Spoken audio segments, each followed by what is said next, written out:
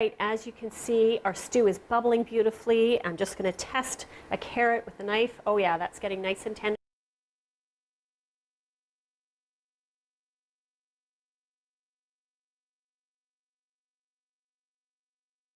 It's just so flavorful. And then our fish.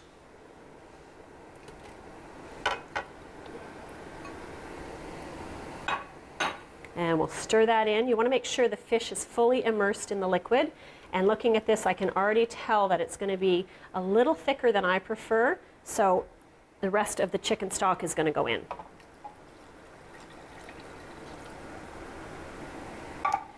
And we'll put the lid on. And now we just wait a few minutes until the fish is ready. So now we'll talk about garnishes. I find that lots of dishes taste great on their own, but if you take a few minutes to think about a garnish to put on top, it really elevates the flavor and the appearance of the dish. So for this one, I am going to put crumbled feta as an option. If your family doesn't prefer feta, you could use grated mozzarella as an example, or skip the cheese entirely. And then some chopped fresh parsley. It's a bit more sturdy to go on top of a piping hot bowl of stew than a more tender herb like basil would be. And cilantro's not as big in the Mediterranean flavor profile, so that's why we're going parsley.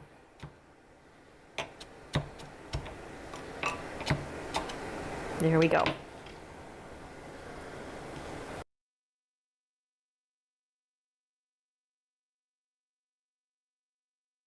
Oh my gosh. Not going to say it smells really good. Okay, it does smell really good. Let's turn off the burner and it's time to ladle it up. I hope you appreciate that this bowl made by a local potter is the color of the sea. That was intentional. So when you're serving it up, you just kind of want to pay attention so everybody gets a good distribution of broth and vegetables and haddock and shrimp. And I should mention you can obviously omit the shrimp if that's not something you prefer, and use any white fish that you like. Cod or sole would be just delicious.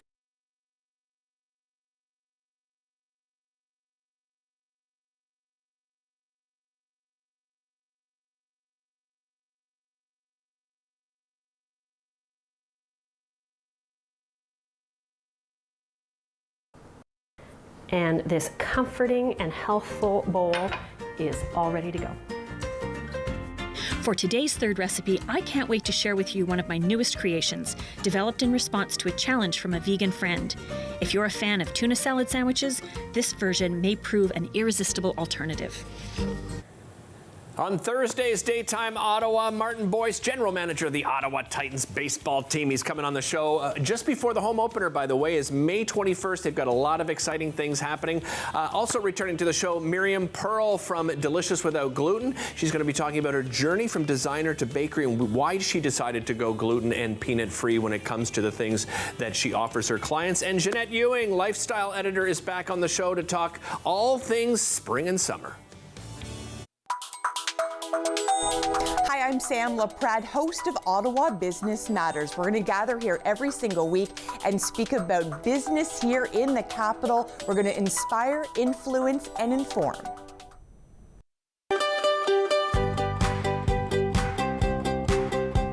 Paula Roy's Favorite Foods is made possible with the help of Farm Boy. It's all about the food.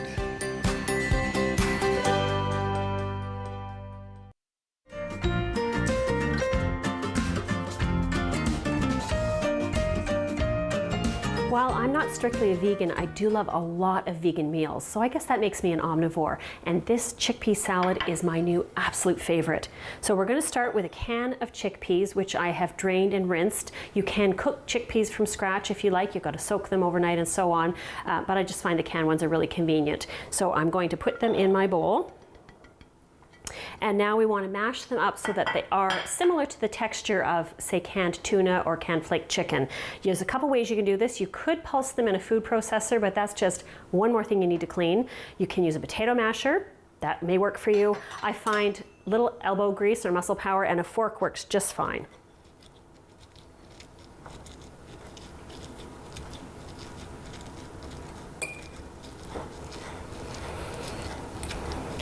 And don't worry if you leave a few chickpeas whole, it really doesn't matter. Just trying to, like I said, mimic the texture of a tuna salad or a chicken salad.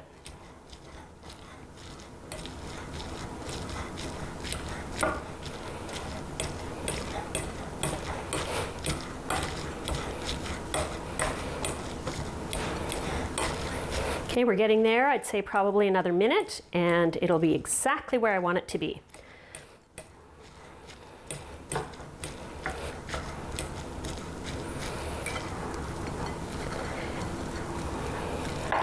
And definitely work against the side of the bowl if you like. That really helps a lot too. Okay, that's looking pretty good. So now we're going to put in all the delicious things that make it more than just a bowl of mushed chickpeas. So we're going to start with some mayonnaise, and if you want to make this truly a vegan dish, I suggest you look for vegan mayonnaise, which is very widely available now, and it's got great taste and great texture. That will also make this a great in it, so it's not going to spoil in the heat. So I think that's about 1/4 cup. And I'm going to add in some lemon juice. I like the brightness that it adds.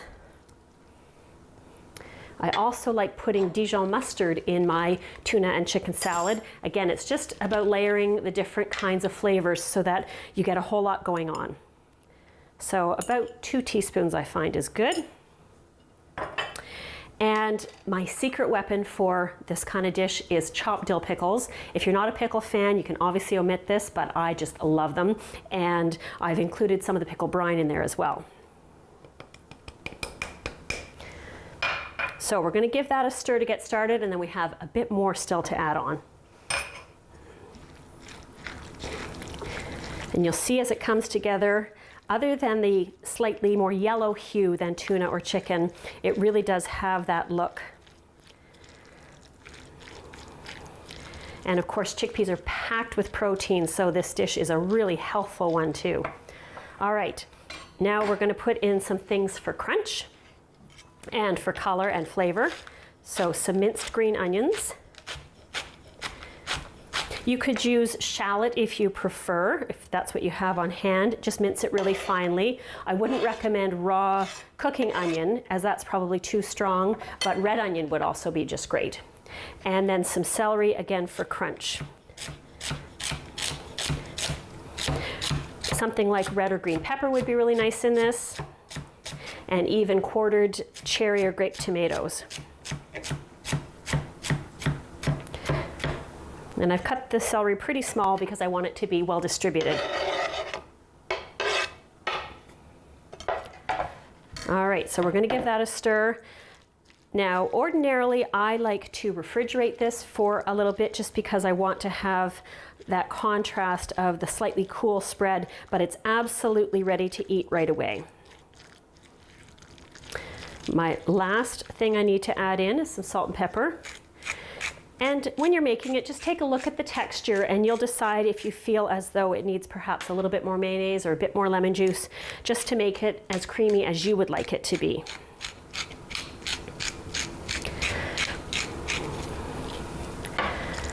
So there's a few ways you can enjoy this spread. I mean, I just spoon is all I need, but if you want to be a little bit more dainty in your presentation, I like to buy heads of Boston lettuce, and the leaves come off in beautiful little cups. So you could put a tablespoon or 2 of this mixture in several lettuce cups and serve that up as a plated meal for someone.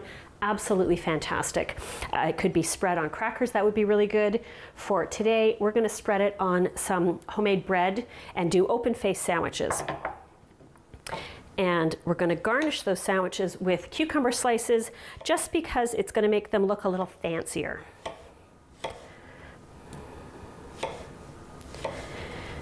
You could put, if you want to make a sandwich proper, you could put spread on one, a piece of lettuce or some cucumber in the middle, put spread on the other side, and then put them together.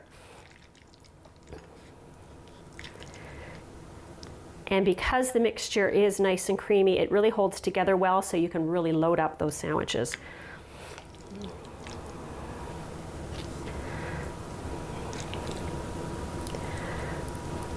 This is one of those dishes that I think is probably quite familiar to people who have been pursuing vegan cuisine for a while, but it was new to me a few months ago when I thought about it, and I wish I had known about it years ago because I just love it so much. And I'm going to add one last little grind of pepper. In case you haven't noticed, I really like pepper. And now our chickpea salad sandwiches are complete. While I love having a few ready-made meals in my freezer that I can just pull out, thaw, heat, and eat, I do find that freshly prepared food always tastes a little bit better. That's why meals that I can partially prepare and finish at serving time are so appealing. I hope that you'll consider trying my taco cobbler, this delightful Mediterranean seafood stew, or the beautiful chickpea salad spread, and you'll see what I mean.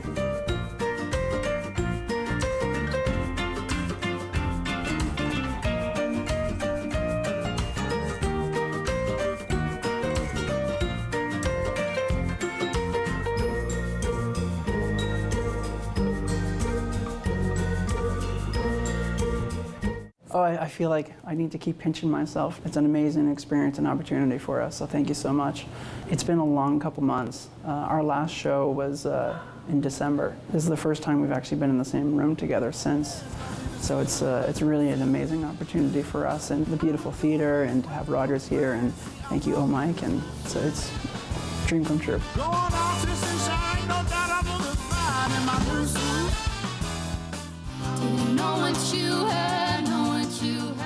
I'm here with one of my best friends, Alex, and we haven't performed in almost 2 years because of COVID. And it feels really good to be back on a big stage like Meridian, and I'm really honored that you guys invited me here today. Connect with us by visiting our website or email us at comments@rogerstv.com.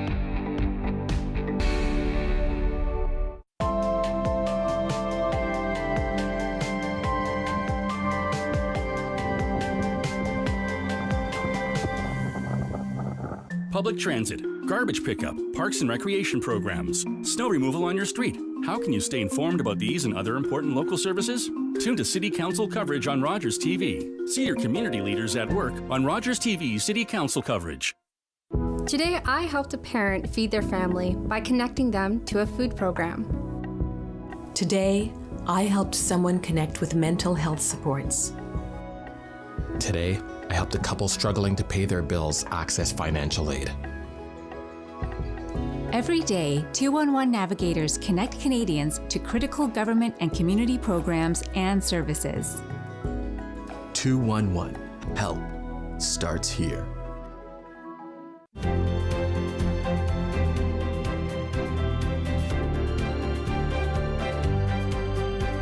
You're watching Rogers TV.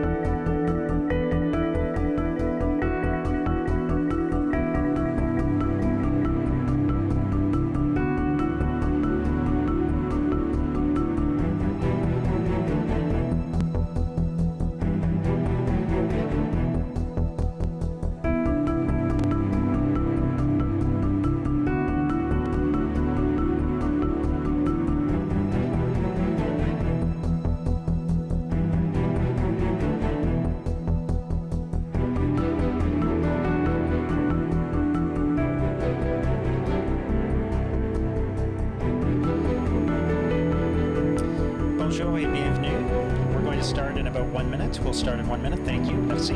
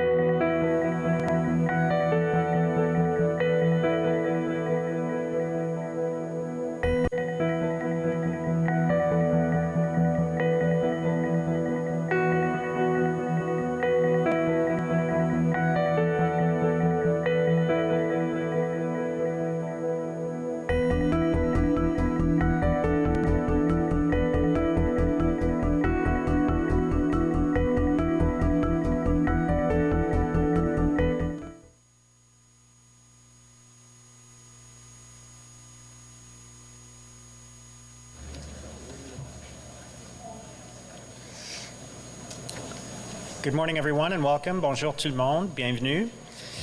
As we begin our meeting today, and on behalf of Ottawa City Council, I wish to acknowledge that Ottawa is built on unceded Anishinaabe-Algonquin territory. The peoples of the Anishinaabe-Algonquin Nation have lived on this territory for millennia. Their culture and presence have nurtured and continue to nurture this land. The City of Ottawa honors the peoples and land of the Anishinaabe-Algonquin Nation and honors all First Nations, Inuit, and Métis peoples and their valuable past and present contributions to this land.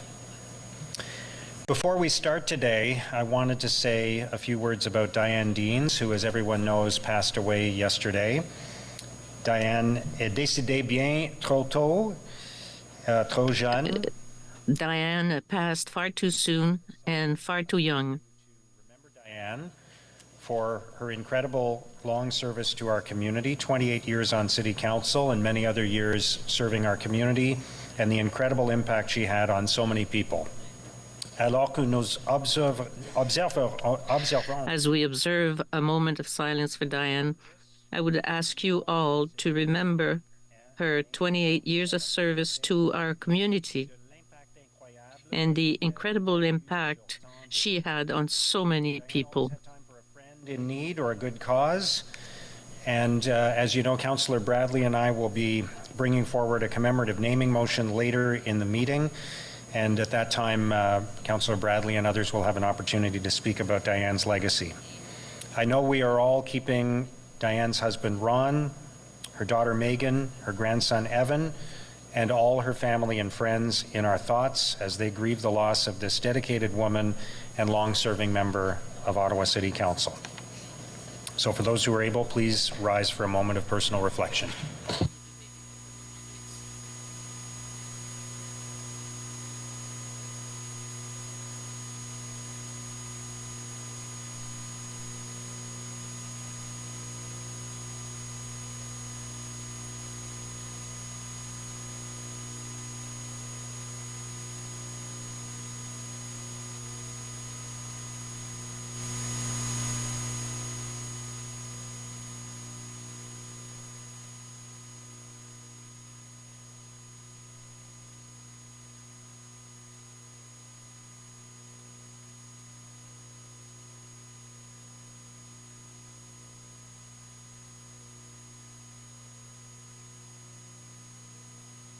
Thank you. Merci.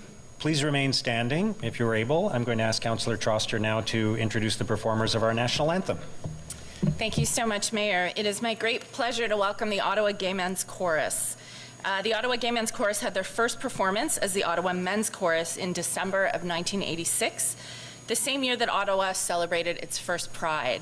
And I'm not sure if you know about the history of gay men's choruses, but they are part of a movement that sprung up in the mid-'80s all across the world, particularly in Canada, in the US, at a time when gay men were living with and dying at huge rates from HIV/AIDS.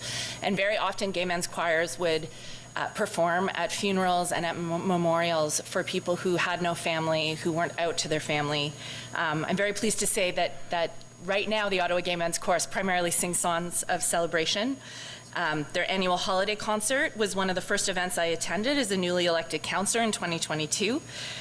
The Gay Men's Chorus is a bilingual, non-audition community chorus who have been creating space for 2S LGBTQ+ identities and bringing song, laughter, and love to the National Capital Region for nearly 40 years. And their spring concert is at the Gladstone Theatre on June 8th. It's called Let's Dance. I hope you'll join me there. And I'm delighted to have them here at City Hall as we kick off a National Rainbow Week of Action later this week. And Friday is also the International Day Against Homophobia, Biphobia, and Transphobia. I hope many of you will join me for the Rally for Rainbow Equality at 5:30 this Friday in Confederation Park. But for now, please enjoy the Ottawa Gay Men's Chorus. Thank you. Oh, Canada, our home and native land, true patriot love in all of us command. Quand embrasser, porter l'épée, il sait porter la croix. Ton histoire est une épopée d'éblouissants exploits. God keep our land glorious and free. Oh, Canada, we stand on guard for thee. Oh, Canada, we stand on guard for thee.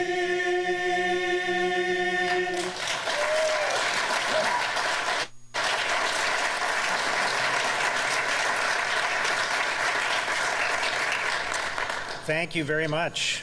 Wonderful rendition. I appreciate it very much. And before you go, I have one other request of you. Today is Councillor Cathy Curry's birthday. And I was hoping you wouldn't mind singing happy birthday to Councillor Curry, please.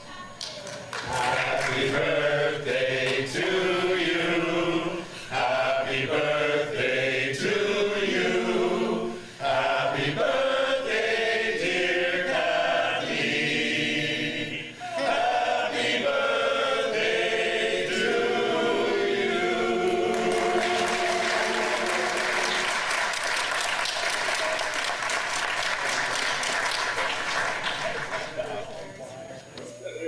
Thank you very much.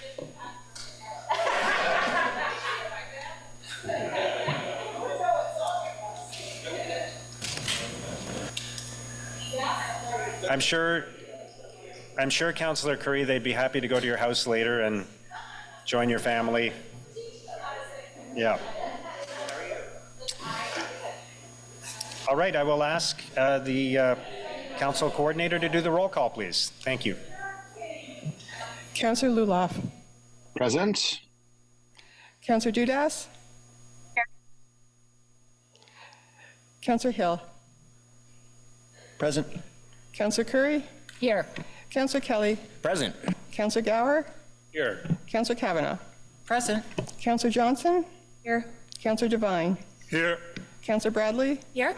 Councillor Tierney. Present. Councillor Plante. Ici. Councillor King. Here. Councillor Troster. Here. Councillor Leeper. Ici. Councillor Brockington. Here. Councillor Menard. Here. Councillor Carr. Here. Councillor Kitts. Here. Councillor Drews. Here. Councillor Brown. Here. Councillor DeRush. Here. Councillor Hughley. Here. Councillor Lowe. Here. Mayor Sutcliffe. Here. You have quorum, Mr. Mayor. Thank you very much. Confirmation of minutes from the council meeting of May the 1st. Are those confirmed? Any declarations of interest? I'll note the other communications received on the agenda. There were no regrets that were filed. Motion to introduce reports. Councillor Hill.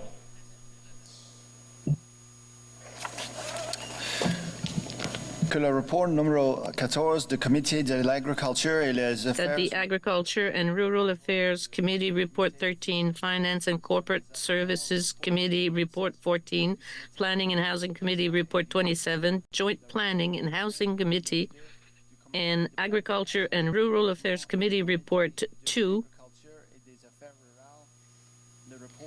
the Ottawa Public Library Board report entitled Library Services Asset Management Plan, and the report from the City Clerk entitled Summary of Oral and Written Public Submission for Items Subject to the Planning Act Explanation Requirement at the City Council meeting of May 1st, 2024, be received and considered. That the rules of procedure be suspended to receive and consider the Built Heritage Committee Report 14 for the following. Report entitled Motion, Proposed Irish Famine Grave Monument at McDonald Gardens Park, Ottawa, due to the time sensitivity of the items contained in the report,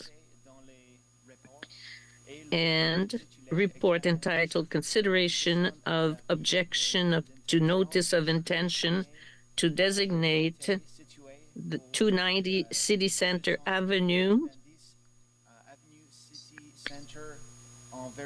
under Part 4 of the Ontario Heritage Act, as this consideration of the objection under the Ontario Heritage Act will expire. It will expire on May 25th, 2024. Is that carried? Item 10.1 is the Library Services Asset Management Plan, and this is, of course, tied to item 13.2 on the agenda, which is the 2024 Asset Management Plan. So, does anybody want to speak to anything related to the library when we get to item 13.2? Because if not, we can just carry this right now. Is everybody good with that? Is it carried? Carried. Okay. Agriculture and Rural Affairs Committee, motion from Councillor Brown on the vacant unit tax exemption for rural abandoned homes. Is that carried? Carried. Carried. One dissent from Councillor Kavanagh. Build Heritage Committee, item 12.1, the proposed Irish famine grave monument at McDonald Gardens Park. Is that carried? Yes.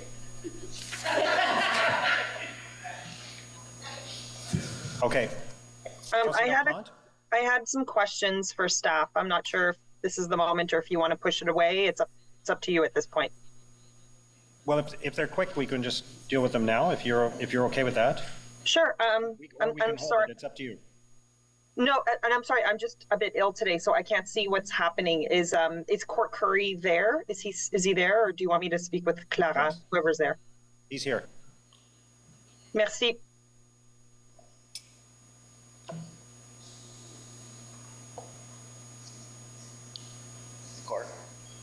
Okay, I think they're ready for your question. Thank you so much. So thank you, and thank you to everybody who participated yesterday in the meeting. It was so wonderful to see all that Irish spirit in committee. I did have a couple questions. So prior to yesterday, as vice chair of the committee and as the councillor where this beautiful monument is going, I was not aware that there was an amendment to the motion being put forward by Councillor Leeper. Is that the normal course of procedure? Councillor, I'll ask the clerk to clarify your question. Mr. Mayor, it is always in order for a member of council to put forward an amendment when the item is under consideration. And then do they have to notify, if it's involving another councillor's area, do they have to notify that councillor?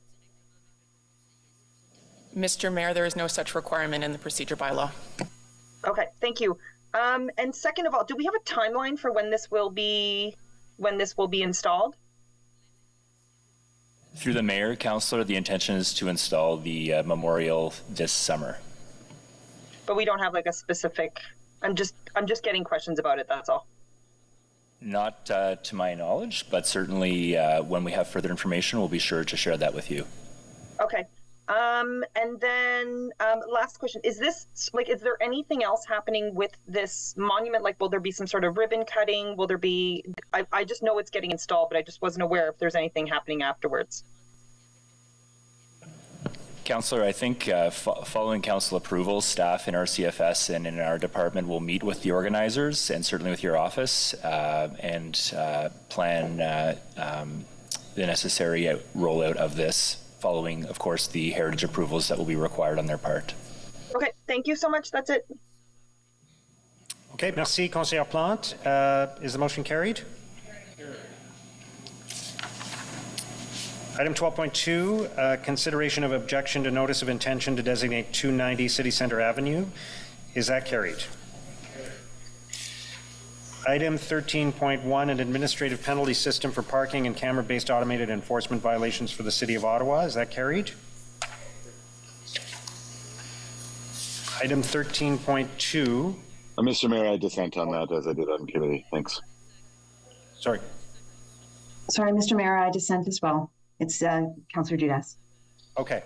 And Councillor Luloff, you're dissenting? Indeed, yes. Okay. Thank you. Okay. Item 13.2, the 2024 asset management plans. Is that carried? Item 13.3, declaration of surplus land at 254 Slade Crescent and transfer to Ottawa Aboriginal Coalition. Is that carried? Item 14.1 is the provisional development charges, background studies, and bylaws. So we'll hold that. There are a few directions in one motion. Item 15.1 is the new zoning bylaw draft 1. Is that carried? And the bulk consent agenda, is that carried? Okay. Let's go back to item 14.1, the provisional development charges, background studies, and bylaws. There's a motion, and I'm aware of 3 directions as well. So, Councillor Desroches, did you want to introduce your motion? Thank you, Mr. Mayor. I'll move it, and then I guess I'll speak to it later if necessary. Moved by myself, seconded by Councillor Lieber. Whereas the current area-specific development charge for the Riverside South Stormwater area is $8,013 for a single detached unit, whereas the area-specific stormwater development charge for Riverside South in the 2024 Stormwater Management Area-Specific Development Charges Background Study has been calculated to be $4,929 for a single detached unit, and whereas submissions have been made to the city by the front ender of works being reimbursed by the area-specific development charge, that not all relevant growth-related costs have been included in the calculation of the revised development charge. And whereas staff agree it would be appropriate to review the calculations of the Riverside South Stormwater Area-Specific Development Charge. And whereas the goal of this review is to ensure that the correct amount is being imposed as the Riverside South Stormwater Area-Specific Development Charge. Whereas pending such a review, keeping the current area-specific development charge in place is, in the opinion of staff, is appropriate. Whereas the development charge bylaw is not subject to an appeal to increase the development charge, and whereas if a reduction in the development charge is ultimately determined to have been appropriate, the funds to provide any necessary refund can be provided by withholding repayment of funds to the front ender. Therefore, be it resolved that Section 10, transitional provisions of the proposed area-specific development charge for Riverside South be amended to read in accordance with the following.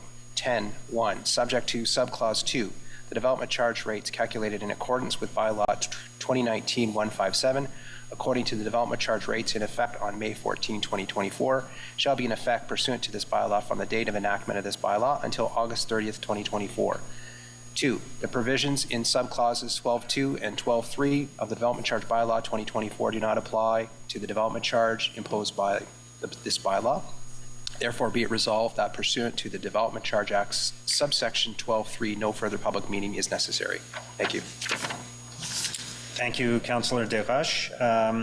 I believe there's a direction to staff from Councillor Menard. Do you want to read that now? Yes, thanks, Mayor. I'll do the direction. I'll speak to the item later on.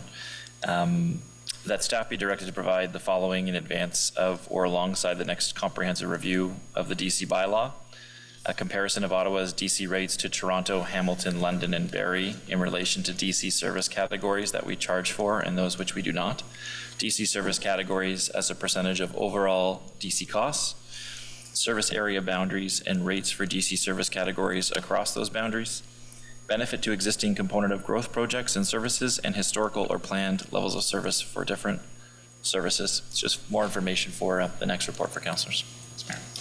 Thank you. Conseillère Plante, I think you have a direction as well. I do, yes. Merci beaucoup. Let me pull it up. Oh, c'est là.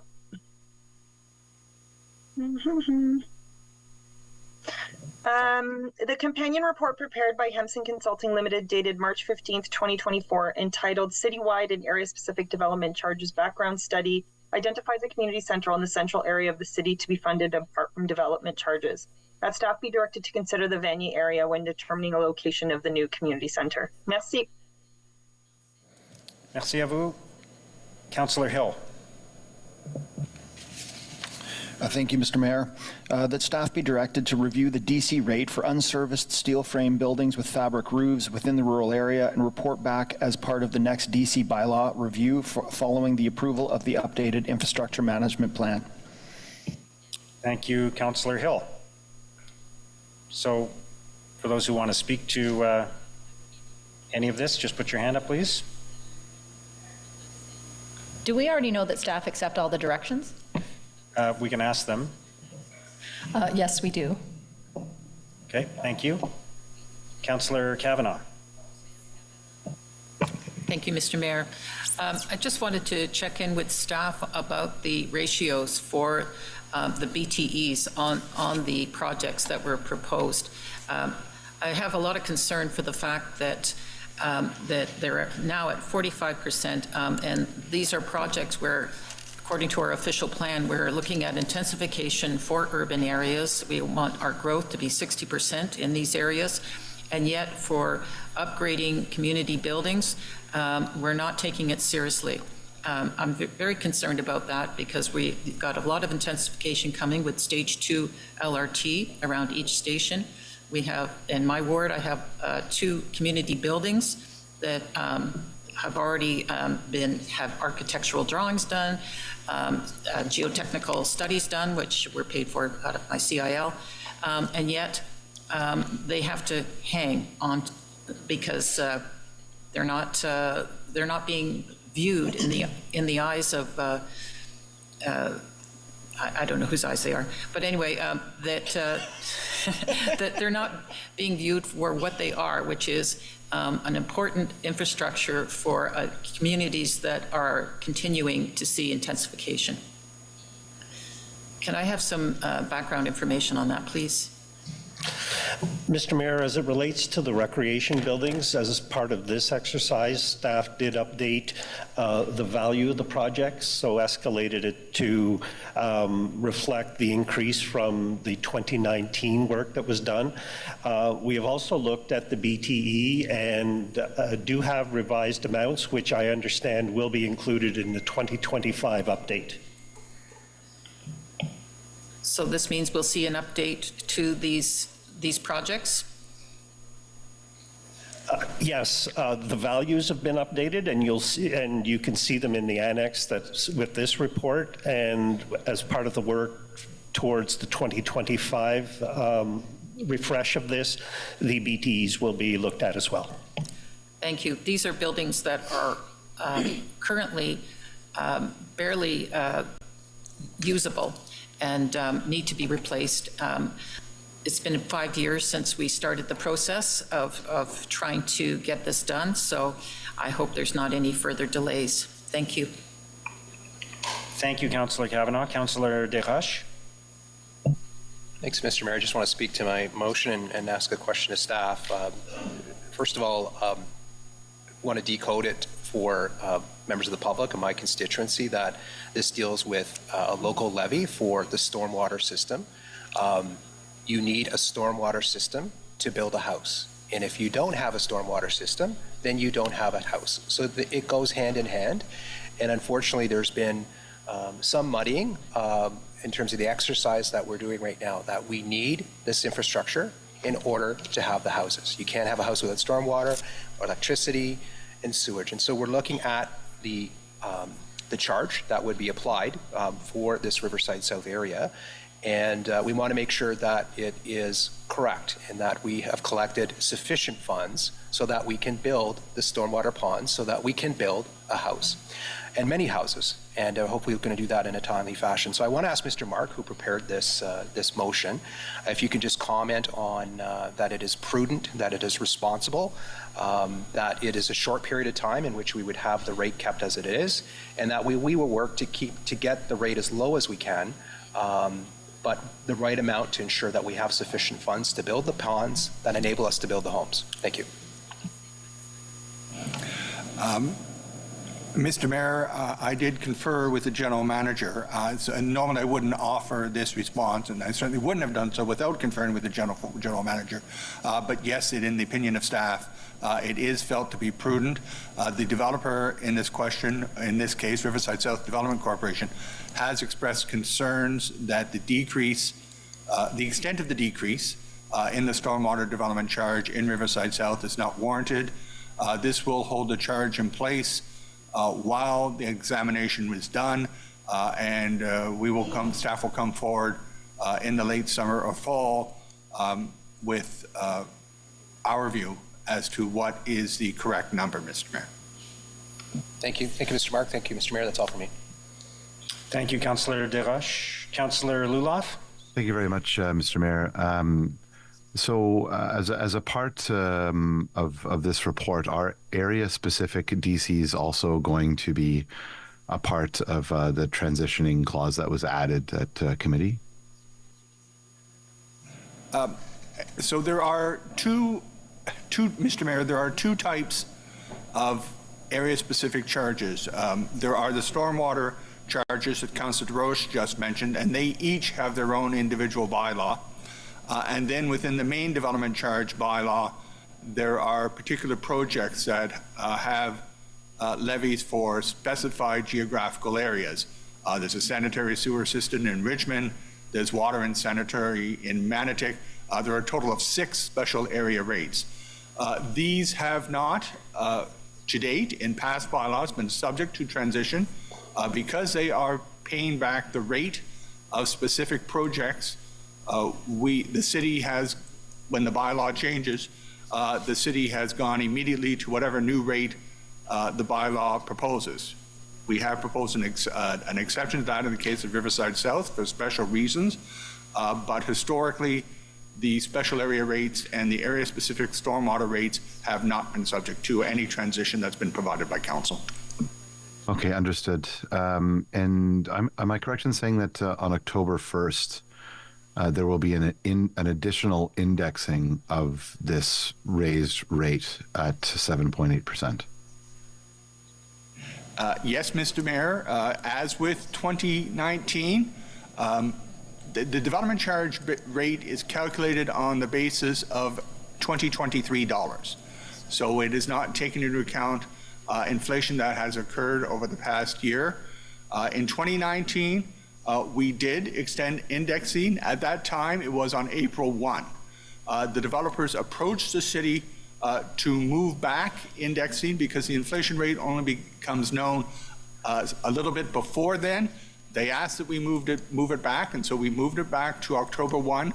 But we did pick up indexing for 2019 in the 2019 bylaw. There was 2 years worth of indexing on April 1, 2020. So the approach that's being taken, that is recommended to take place this year, is consistent with that which was applied in 2019. So if indexing does occur in October, combined with this increase, we're not really talking about 11% anymore. We're talking about a 20% increase for 2024. And that's without any increases that will come as part of the IMP or TMP. Is that correct?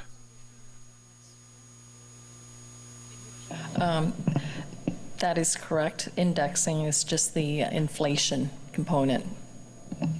So we're really not talking, by the end of this year, we're really not talking about 11%. We're talking about 20% plus. And I just wanted to get clarity on that. Thank you very much. Thank you, Councillor Luloff. Councillor Menard. Thanks very much, Mayor. And a month and a half ago, we were talking about a 28% increase, 23 to 28% increase, and this is obviously different. But there are consequences to our decisions. If this council chooses to willfully expand the urban boundary to a great degree, then there are consequences to that sprawl. It means that someone needs to pay for all of that infrastructure. I voted against urban boundary expansion for exactly that reason. It doesn't make any sense for Ottawa taxpayers to subsidize growth on the periphery when that growth actually costs us operation dollars every year, and we are talking in the billions of dollars over time. It's one of the reasons the municipality is struggling financially right now. The outdated model of taking up more and more farmland, taking down trees as we've seen at Taywin, and paying enormous sums of money to keep our addiction to roads and road widening. Developers do speculate on this land, Mayor. They come to committee and lobby heavily for this expansion. Why? Because as Kate Porter once quoted, it makes millionaires. Now we hear the lobby to reduce development charges at exactly the moment when these costs are being tallied for all of that expensive sprawl. In AMO's submission to the province, in the lead up to the province-wide cuts to DC collection, they pointed out that experience has taught that DC reductions are not passed on to the home buyer. They give examples in Ottawa and Toronto and other cities. They conclude that lowering DCs will not lower housing prices nor increase land supply. And they point out that reducing DCs could actually exacerbate housing issues and create further barriers to long-term municipal financial sustainability. The AMO brief goes on to argue that a reduction in development charge collections will increase the cost of public services for all residents. And surely we know this. At the end of the day, someone must pay to service growth, which is to say someone must pay to maintain what are too often inadequate service levels already as we grow. This isn't even about service enhancements, which are so needed in this city. We know that if developers pay less, property taxpayers and ratepayers will have to pay more. It's either that or the quality of our services will deteriorate. Another important point is that when it comes to development charges, Ottawa is very low tax jurisdiction. Out of the Ontario municipalities where data was made available to our consultant in 2023, they found that Ottawa placed 50th when it comes to DC rates. And I take the point, this may not be a fully apples to apples comparison in every instance, but we just had one of the largest urban boundary expansions in our history. And we all know the costs of construction have risen dramatically. It is still important information. Even with the fruit analogy, it's very relevant that our city does not charge DCs for many eligible DC categories: electrical power services, waste diversion services, long-term care services, public health services, child care services, or emergency preparedness services. We do not charge DCs for those categories. Mayor, DCs do need significant reform to build the dense housing we say we need and to discourage expensive sprawl. And our tax system does too, which is why we had previously moved to the direction to bring in line old apartment buildings with new builds. And if folks are serious about reducing DCs in a way that doesn't come at the expense of taxpayers and ratepayers, the best way is to stop expanding the urban boundary. We could start making progress on this by reversing the decision from last term, and I'm proud to have led the charge to reverse the province's unilateral decision to expand our boundary even further, which would have cost us even more, including developer DCs and taxpayer dollars. We must do better than we've done. I'm supporting this today. And I hope that with that information that staff have agreed to in that direction, we have more dialogue on this as a council in our next round of discussions. Thank you, Mayor. Thank you, Councillor Menard. Councillor Gower. Thanks, Mr. Mayor. We had correspondence from GOBA, the Greater Ottawa Home Builders Association, and they raised a number of points. One of them was the council should question why it has not been provided a revised background study, and I was hoping staff could comment on that. That question from GOBA. Thank you, Mr. Mayor. The background study will be updated once we get through council, because you may make changes, so we will do that. But definitely we post the addendums that from planning committee and from council, that will be up immediately. So the background study will follow, the revised will follow once all the decisions have been made. So this is normal practice and in line with what we've done in previous years? Yes, it is. And there's no legislative requirement that we have a revised background study before we can approve this by council? No, but you had the motion that was at planning committee with the addendum. Okay, thank you. The other thing I wanted to ask was kind of a loose end coming out of committee. I think it was clear that by raising DC rates, we're not putting our housing accelerator fund at risk, but there are other programs from the federal government that might hinge on a development charge freeze. Has there been any further analysis by staff on whether we're better to freeze rates and take a federal government program, or where those numbers ended up? With the Housing Acceleration Fund, Accelerator Fund, I just want to confirm that that's not hinging on the freezing of our development charges, so that continues. We welcome continued discussions with the feds about their new funding program to help with housing. We don't know what the details are as yet, so but when we do, we will definitely come back and advise council of that. We don't know the parameters other than the blanket statement that DCs need to be frozen for 3 years. And at Planning Committee, I did say that that's in the order of $130 million if we were to freeze them right now for 3 years based on April's rates. Right, so that'd be a big risk for us to take right now to potentially put a pause on $130 million of revenue when we don't have the full information from the federal government yet.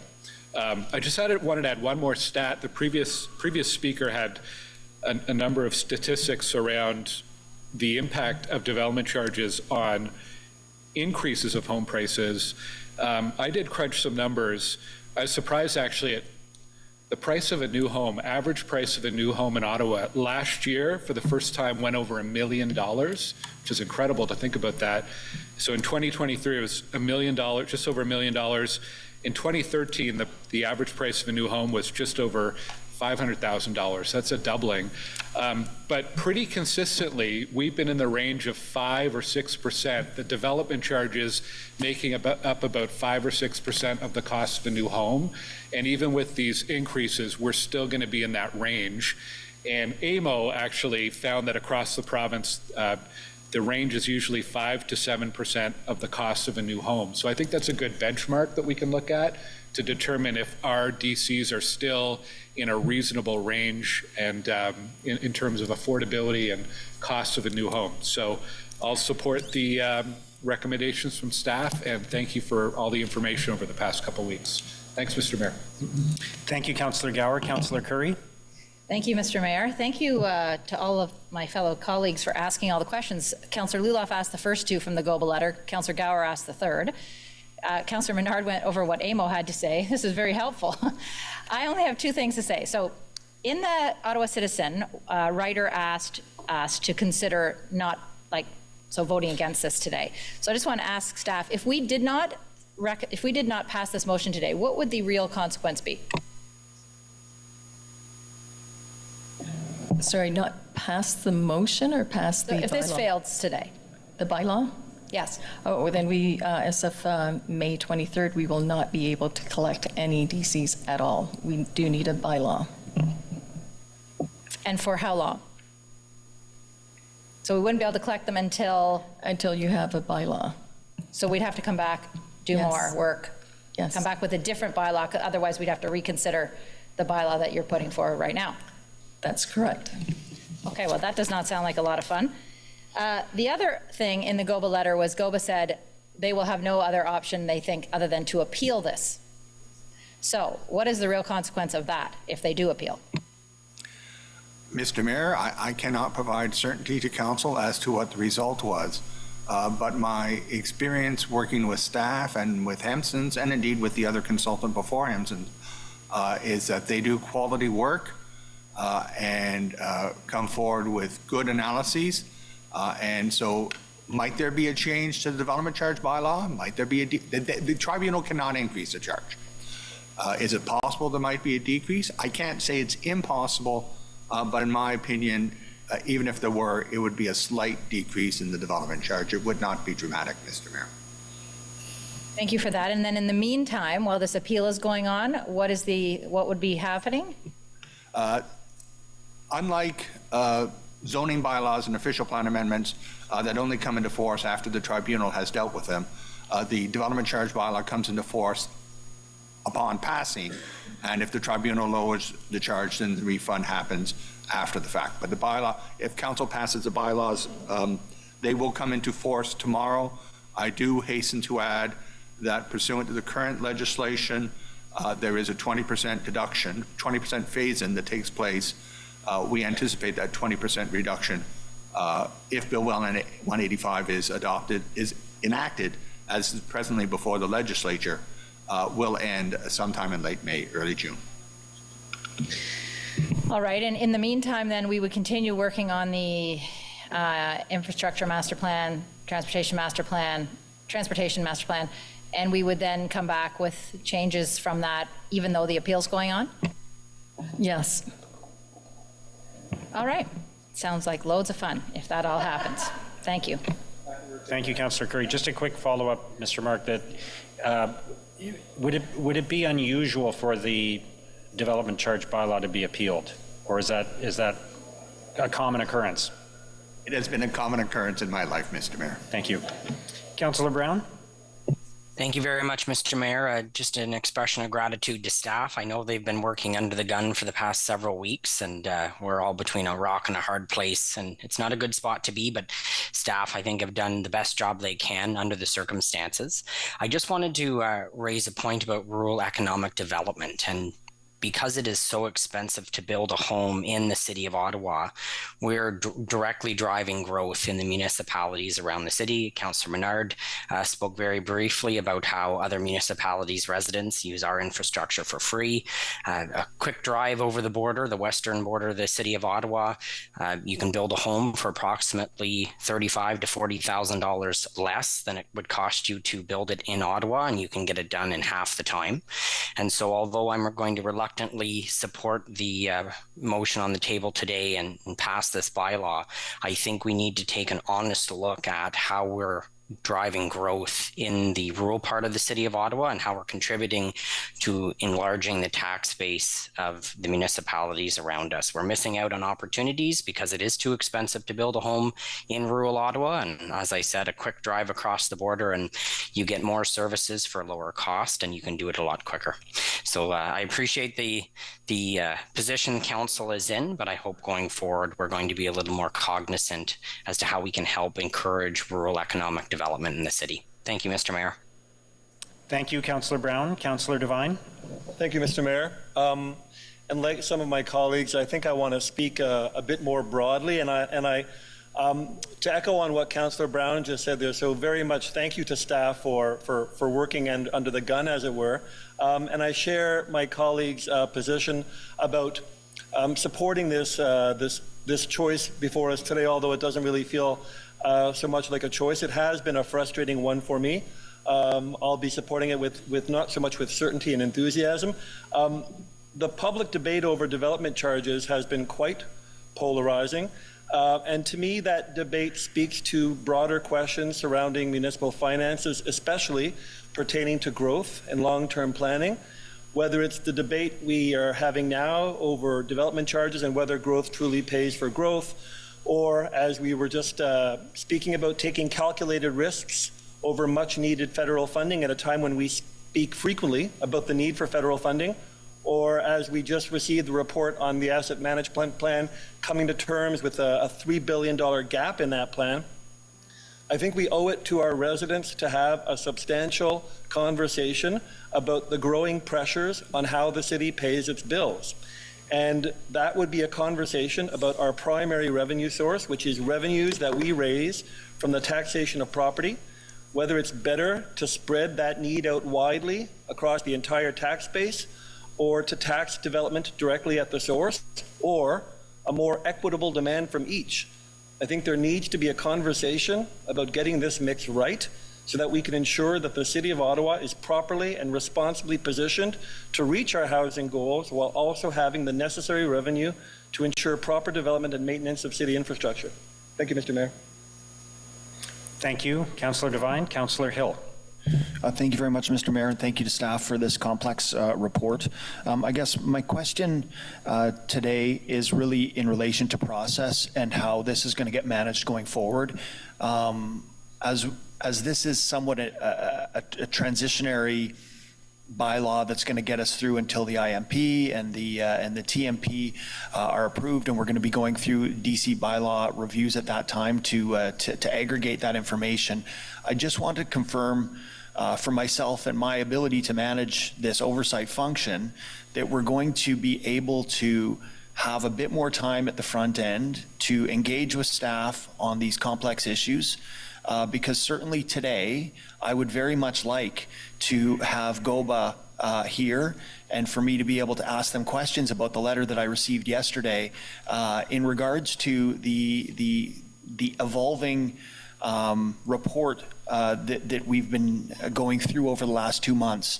It's been very challenging to be able to do that proper stewardship function in an environment where the information kind of seems to be changing on a regular basis. And I need to make sure that my vote aligns with, you know, what the best interest for the city is, so that we're not in a situation 2 months from now where we have a negative interaction with the federal government, as was aligned with, you know, some of the comments that we've seen over the last few days in the media from the minister's office. So I guess my question, to be specific, is will we have the opportunity going forward as we continue to discuss bylaw changes to the development charge process and the transportation master plan, the infrastructure master plan, to have these engagements with the stakeholders and the external folks and the staff, so that we're making these decisions in a way that we don't feel as though you know, we're forced to make a decision despite you know, just because on the 23rd it's going to expire.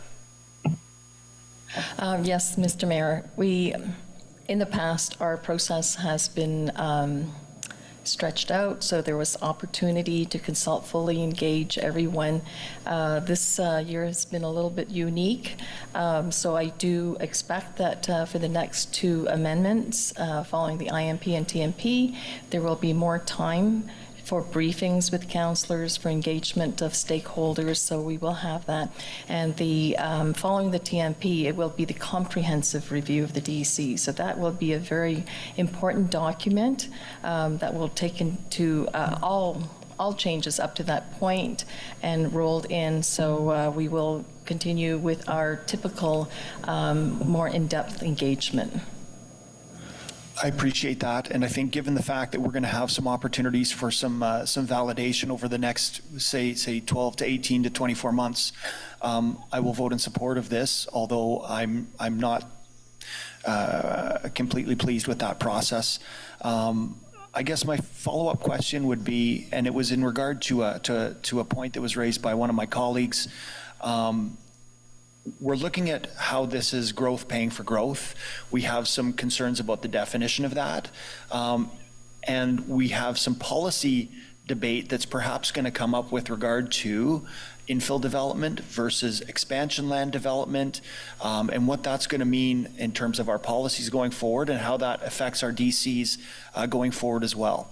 How confident are we at present that the current long-term land supply holdings that we have are adequate for the level of ambition that the City of Ottawa has for our housing plan? Quite confident, because we have to comply with the acts on planning for growth and allowing that we have the land supply for growth, so that is there. The DCs are aligned with the official plan, because we have to look at the areas where growth is happening, so everything comes out of the official plan. So, and council has approved that, and we had presented on that about the housing supply or the lands required for development. It's all set. Do we have an anticipation for how Bill 185 and the potential for direct applications for land to be brought into the urban boundary is going to potentially affect that land supply? I've sent the memo about the impact of Bill 185, not just on the DCs, but also on our land use planning policies and strategies. So if I think one of the, which we don't support, and we provided our comment, is that there could be third parties that could seek an expansion area, but that may not be aligned with our growth strategies where our services are provided, so it would be less expensive to support that growth area where staff have recommended versus some other location somewhere else that's not well connected. So that is a concern, and we have presented that comment back to the province. Thank you very much. Thank you, Mr. Mayor. Thank you, Councillor Hill. Councillor Troster. Thank you so much, Mr. Mayor. I just wanted to engage with one point that was brought up by delegates at committee that I don't think we seriously discussed.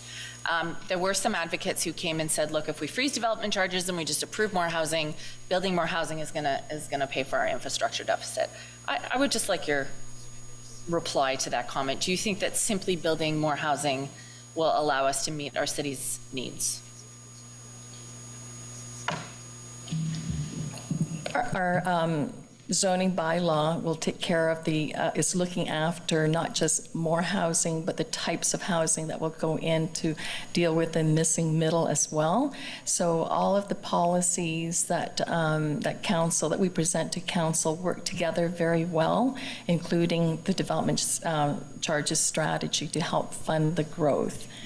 Does that answer your question? Right. In other words, growth is not currently paying for growth itself alone, without development charges. It's not all 100% because there are some benefit to existing in our calculations. So, but that's the intention. Okay. And my second question is, are you aware of any evidence that reducing development charges ultimately reduces the cost of housing for buyers or for renters? I'm not aware of any study that has that conclusion. Okay, thank you. Look, I know I'm singing to the choir here, but it's more clear than ever that we need an entirely different model for funding municipalities. I referred to our planning and housing meeting about development charges as development charges or property taxes, pick your fighter. Because at the end of the day, we need to fund our city. Growth is not paying for growth. We all received a briefing a couple of weeks ago about a $40 million infrastructure deficit that we have as a city. Correct me if that number is wrong, but it is tremendous either way.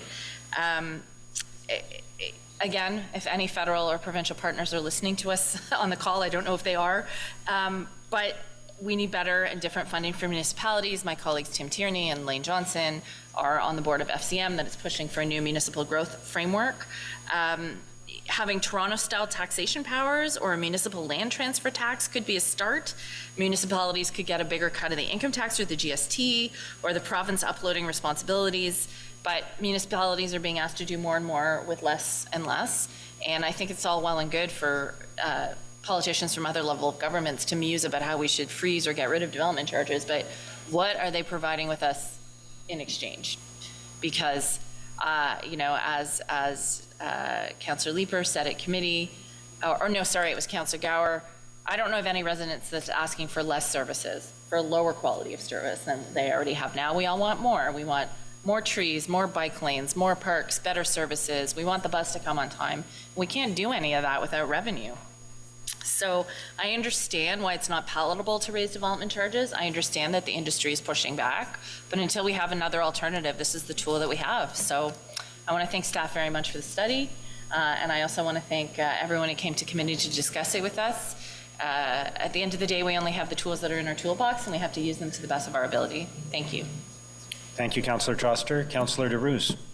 Thank you, Mr. Mayor, and I do want to thank staff. I know this is not an easy topic, especially when you talk about DC charges, because most of those money comes into building our city, and the infrastructures pay from DC charges most of the time, especially when we do improvement on road and widening and most of the infrastructure that our residents keep talking about. But I want to echo a couple things. One is Councillor Brown brought a good topic, and this is my comment, not to criticize, by the way. I'm just trying to, if you look at this city of Ottawa, how large, and most of the stuff that we're hearing through the Rural Summit and from our rural residents, if you look at municipality around us, I'm not going to name them all, but look at Russell, Winchester, Kempville, all the way down to Carleton Place and all the way down to Empire. They're building all their infrastructures around our city. And yet they're using our infrastructure, they're using our road, and creating so much issue in our speeding in the rural area because they're using those network as traveling.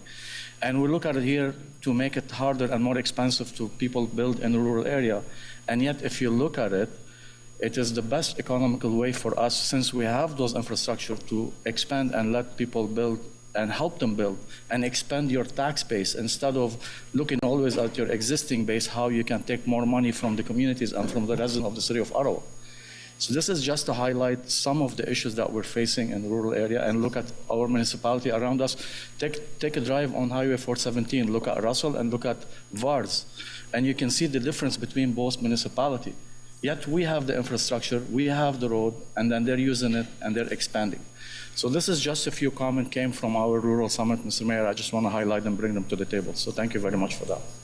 Thank you, Councillor DeRuse. Councillor Brockington.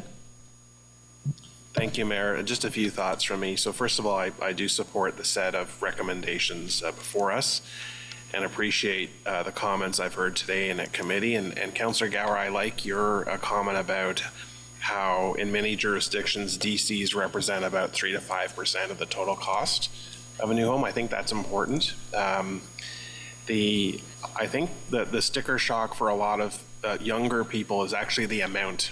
They see, at least in Ottawa, 42,000. That's a lot of money, at least where I come from. And when you're still paying student debt and trying to get your feet off the ground, it's a significant amount of money. But then I look at the list of municipalities in Ontario and where we're 50th, and I look at, for example, Vaughan, $153,000 development charge on a new house. And I'm sure staff have contacts in other municipalities and have done research and have a much better understanding. But could staff just comment on some of these municipalities that are at the top of the list? Vaughan, 153, Markham, $141,000 of DC charges on a brand new home. Where's that money going towards compared to what Ottawa's DCs on a new home are going towards? Can you just elaborate on that for us, please? We didn't do an in-depth study of their numbers, but I could say that things like the cost to provide water, if they have a nearby water source, or they have to extend pipes, if they have to build new water filtration plants or sewage treatment plants, those all come into play. So it is not an apples to apples comparison on the list. It's more just to show that, you know, these are rates that vary completely. The cost of materials, the cost of labor in different cities, perhaps that could be a factor as well. Development charges are just one small component of the overall cost of a home. I think Councillor Gower was saying it's now $1 million for the average home in the Greenbelt, inside the Greenbelt, and with 46,000 being the development charges rate. So it's cost of materials, the economic of the economy for the area, the profits and all of that come into play. So it's really hard for us to say why Vaughan is so high. Fair enough. I didn't want to put you on the spot. There's 21 municipalities who charge over $100,000 in DCs, and that's significant compared to what Ottawa charges. We, General Manager G, can you just confirm that in 2024 we are allocating $178 million from our DC revenues and we're applying it towards capital projects? Does that sound reasonable? Yes. Okay, so we are, taking in a significant amount of revenues and putting it directly towards capital projects in that regard. I look at other things I purchase. An airline ticket, for example, has 6 or 7 different charges added on to the revenue. In addition to tax, I'm paying for a security fee, I'm paying for customs fee, I'm even paying for the capital upgrades of the airport that I'm being forced to surrender when I purchase that ticket. A whole bunch of fees when I purchase a car and certainly a home. And I've heard varying arguments within my own ward as well, residents who think that DCs should be capped, that people who are looking to buying their first home are impacted, and this is a further fee that they have to pay. But again, I fully subscribe that growth does need to pay for growth, and when you're expanding suburbs, when you're building new subdivisions that lack amenities and infrastructure, that has to come from somewhere. And so we have a formula that brings in different levels of revenues that help pay for these much needed capital expenses, and do acknowledge that some tweaks have to happen, and we'll be supporting the motion and directions today. But overall, I do support the recommendations before us here today. Thank you, Mayor. Thank you, Councillor Brockington.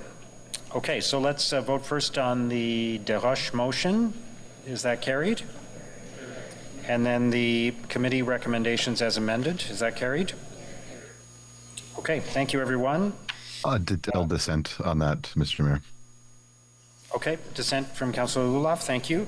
Item 18 is there are no in-camera items, by the way. Item 18, disposition of items approved by committees under delegated authority. Is that received? Motion to adopt reports. Councillor Hill. Merci, Monsieur le Maire. Que le rapport numéro 14 du Comité de l'Agriculture. The Agriculture and Rural Affairs Committee Report 13, Built Heritage Committee Report 14, Finance and Corporate Services Committee Report 14, Planning and Housing Committee Report 27, and Joint Planning and Housing Committee and Agriculture and Rural Affairs Committee Report 2, the Ottawa Public Library Board report entitled Library Services Asset Management Plan, and the report from the City Clerks entitled Summary of Oral and Written Public Submission for items subject to the Planning Act explanation requirements at the City Council meeting of May 1st, 2024, be received and adopted as amended. Is that carried? Merci. Motions of which notice has previously been given. 20.1 is race weekend parking. Councillor Tierney, do you need to say anything, or are we good? Is it carried? Okay. Item 20.2, AMO Board of Directors. I'll note that the motion 20.3 has been withdrawn. So Councillor Brockington to the AMO Board of Directors, is that carried? Item 20.4 is the hydro wire burying on Bank Street, and I understand there is a motion to defer. Councillor Menard? Yes, thanks very much, Mayor. Staff have requested a bit more time on this, and after meeting with Hydro, there's some potential innovative options here that Hydro was proposing, and so it's that the Menard Carr motion regarding hydro wire burying on Bank Street, listed under item 20.4, motion which notice has been previously given, be deferred to the next council meeting of May 29th, 2024. Thanks. Okay, thank you. Is that carried? Okay, motions requiring suspension of the rules. And the first item is the commemorative naming for former Councillor Diane Deans. So I'm going to ask us first to suspend the rules, both to vote on this today and to proceed while the commemorative naming policy continues to be under review. So we're suspending the rules on both of those things. Is that carried? Okay, Councillor Bradley. Thank you very much, Mr. Mayor. So I'll read the motion in and then I'll just share a few words. So whereas the city's commemorative naming policy seeks to recognize individuals that have demonstrated excellence, courage, or exceptional service to the citizens of the City of Ottawa, and whereas Diane Deans was one of the longest-serving councillors in the City of Ottawa's history, proudly representing the residents of Gloucester Southgate Ward for more than 28 years, and whereas Diane dedicated her life to public service and worked tirelessly for her community, championing a number of initiatives to improve the quality of life in Gloucester Southgate Ward and the city. And whereas Diane was instrumental in advancing the expansion of the Greenboro Community Centre and the creation of the Greenboro Library, both of which have become a central gathering hub and community space. And whereas the Community Centre is just one of the many contributions that Diane has made, and recognizing this contribution will serve not only to honor her memory, but also to remind us all of an amazing woman who truly made a difference. And whereas it is appropriate to proceed today with this motion while the commemorative naming policy continues to be under review, therefore be it resolved that the facility formerly known as the Greenboro Community Center, located at 363 Laurie Greenberg Drive, be renamed the Diane Deans Greenboro Community Center. And be it further resolved that an appropriate stand and plaque be installed displaying the name and including a brief history of Diane Dean's contributions. And be it further resolved that all costs related to the production and installation of the stand, plaque, and subsequent event will be funded through the councillor's office. Just bear with me, this is hard for me. So thank you, Mr. Mayor, and thank you to my colleagues for allowing this motion to be considered today. The news of Diane's passing was a devastating blow for me, for the residents of Gloucester Southgate Ward, and for the city. Diane was an amazing counselor, mentor, friend, partner, and mother. She was a fighter, both in her battle with cancer, but also for the people of Ottawa. She cared deeply about this city and the community that she represented. Diane was never on council to take up a seat, but to make a difference. She fought hard every day to ensure good governance, good financial stewardship, and was never afraid to ask tough questions. She broke down barriers, stood her ground, used her voice, and paved the path for many women, including myself, to have the strength to do the same. I was fortunate and will be forever grateful to have had Diane's mentorship for more than a decade. I can say firsthand that Diane's leadership was fierce, her advice sage, her courage immeasurable, and her strength unparalleled. I know many of you around this table and in this room feel the same. Diane was also more than a mentor to me. She was one of my best friends and closest confidants, and I will miss our friendship the most. However, I'm proud today knowing that Diane will be leaving behind a legacy that will long serve to inspire us to strive to make this city a better place. This tribute to rename the Greenboro Community Center in her honor means a lot to Diane, her family, and to the community that she proudly served. I am grateful to all my colleagues for their support. Before I close, I want to invite everyone to attend Diane's celebration of life on Saturday, May 25th, 2 p.m. at the Infinity Convention Center. Diane would want everyone there. As well, there will be a book of condolences both at City Hall and the Greenboro Community Center from May 21st to the 23rd. Well, Diane is not here with us anymore, and I was really hoping she was going to see this. I want to thank her for her service to the city and for her unwavering friendship. I will miss her dearly. My thoughts are with her family, Ron, her daughter, Megan, and her grandson, Evan. Thank you. Thank you, Councillor Bradley. You got through it. You did. Good job. Councillor Kavanagh? Now, can I get through it? Thank you very much, Mr. Mayor and Councillor Bradley for this motion. When I first decided to run in 2018, I was looking for advice and inspiration, and Diane was there for me.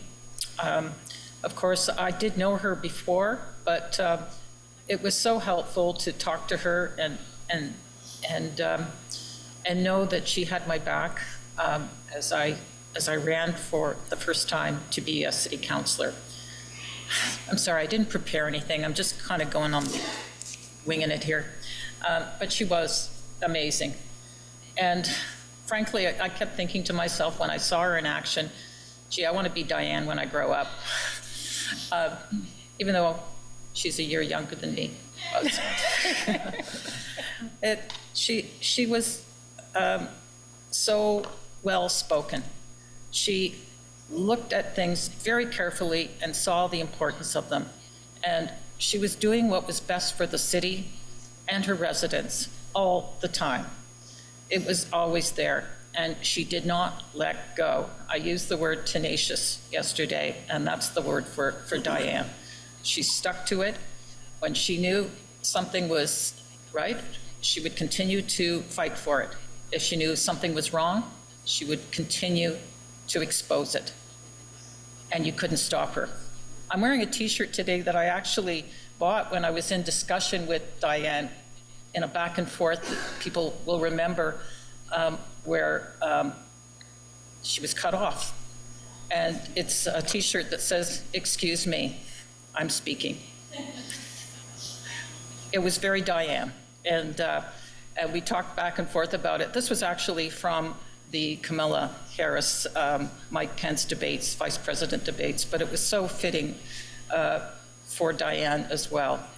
You cannot close down Diane. You cannot shut her up when she has something to say. And thank God she does have something to say. I just want to say what an inspiration she's been, and a friend, absolutely a mentor. And I think that all women in politics can say thank you to Diane for being an inspiration. She got elected at a time there was very few young women who were running, especially in municipal politics. And I don't think a lot of us would have ran if we didn't see that example before us.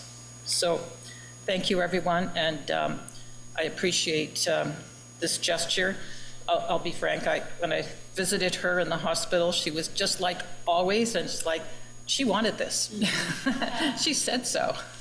And so this was great that it's coming to fruition, and I hope we can honor her in other ways as well.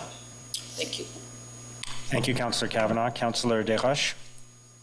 Merci, Monsieur le maire. Je crois qu'il est tout à fait naturel que je I prononce. think it is natural for me to say a few words since I've been at council since 2006.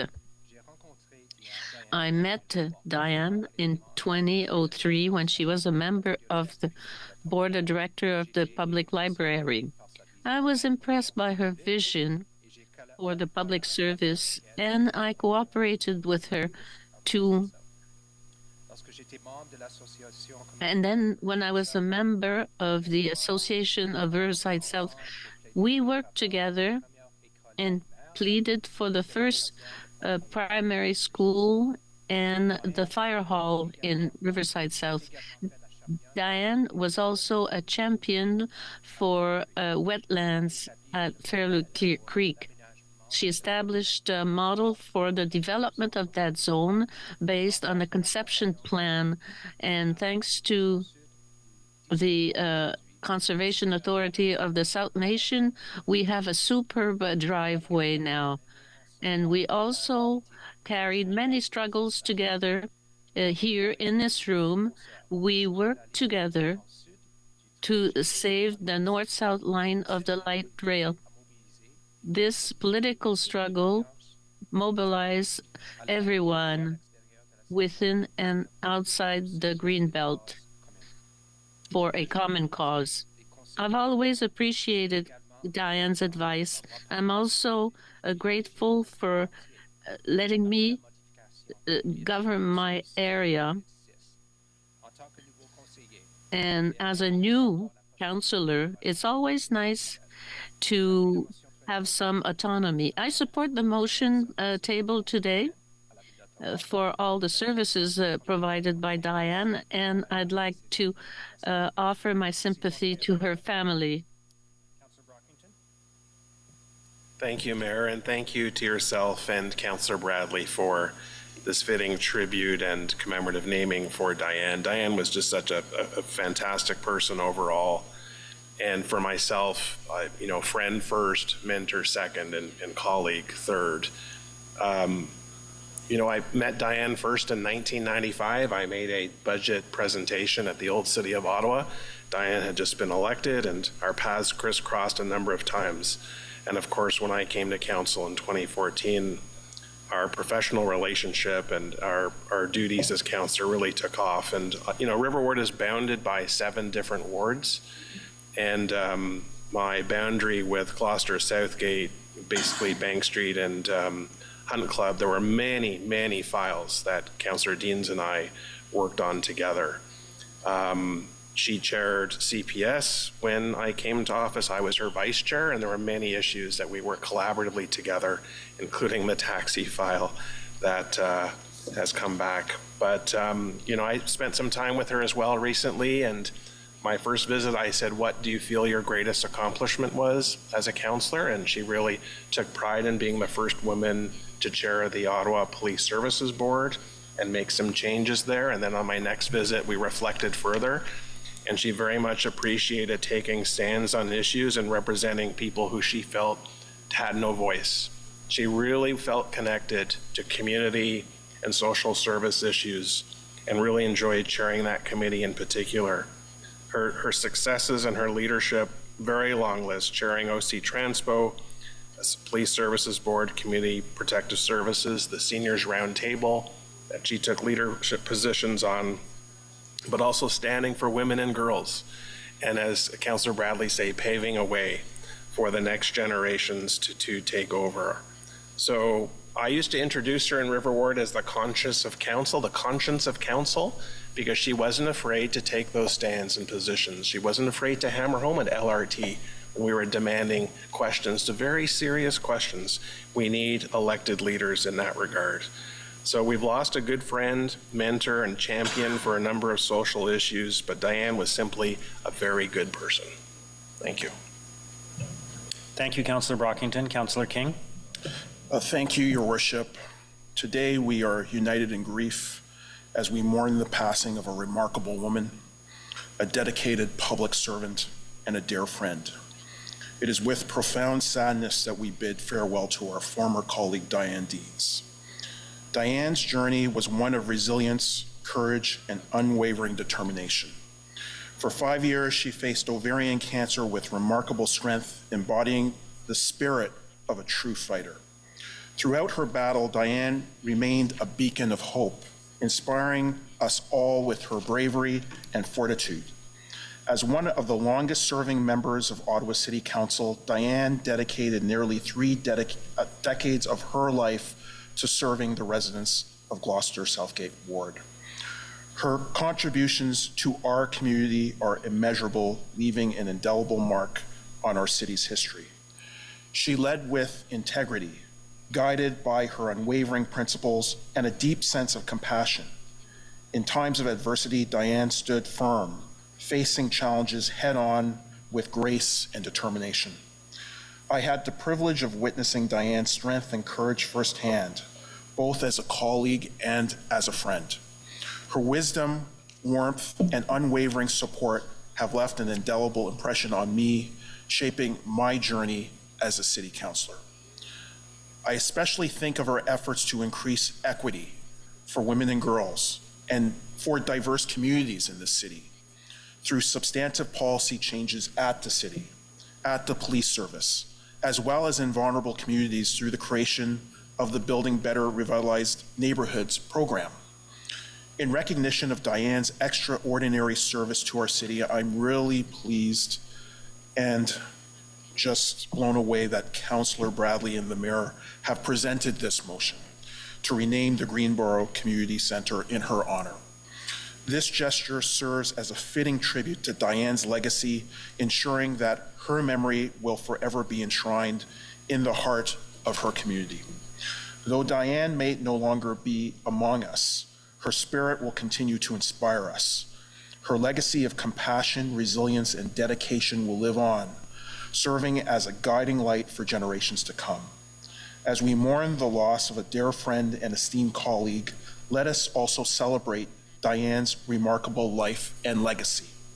May her memory be a blessing, and may her spirit continue to guide us as we strive to build a city that reflects her vision of compassion, inclusivity, and justice. Thank you, Diane, for your service, your friendship, and your unwavering commitment to making our city a better place. You will be dearly missed, but your legacy will endure. Rest in peace, dear friend. Your light will shine on forever in our hearts. Thank you, Mr. Mayor. Thank you, Councillor King. Councillor Menard. Thank you very much, Mayor. A lot of important words have been said. I just wanted to say how fun Diane Deans was. She was one of the most fun people you would ever meet. She, would regale of tales 20 years ago over a glass of wine and could really, hold her out when it came to that sort of thing. I remember the first time I visited her in her office early last term, and it was, I think, in 2019.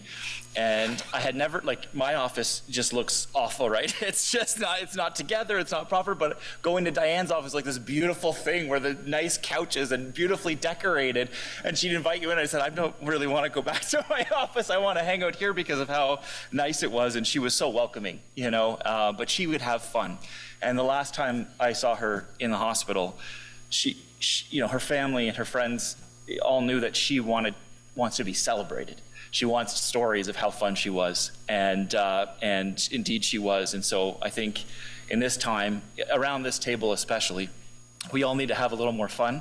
And that's a reminder to us that this job is hard, and she was fierce when it mattered, but she also had a lot of fun in this job, and that's something I have to remind myself of too, is to have a bit more fun in what we do. So she's a good reminder of that, and I hope we all can celebrate her in the next days and weeks to come. Thank you.